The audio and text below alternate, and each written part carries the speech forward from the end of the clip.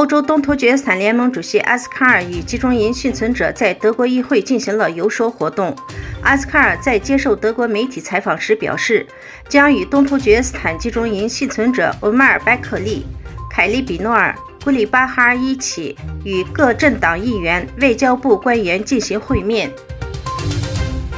有消息称，中共在东突厥斯坦的公安机关正式开通了一个间谍平台，并设公安监控举报服务网站，为进一步达到加强对东突厥斯坦的监视和镇压的邪恶目的。在安卡拉举行的世界女排联赛第2场比赛中，在土耳其女排对阵中国队时，土耳其好党领袖也去观看了比赛。据报道，好党代表在赛场上升起了东突厥斯坦国旗，以抗议中共对维吾尔人犯下的前所未有的暴行。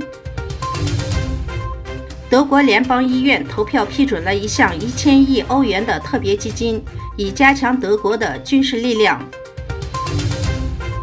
6月3日，土耳其总统埃尔多安与北约秘书长通电话，讨论了瑞典和芬兰加入北约事宜。北约秘书长表示，这是一次积极的会议，示意土耳其是一个宝贵的盟友，并赞赏土耳其为达成粮食安全协议所做的努力。在访问期间，乌兹别克斯坦与塔吉克斯坦签署了多项协议和备忘录，包括工业、文化艺术、环保、水资源共享、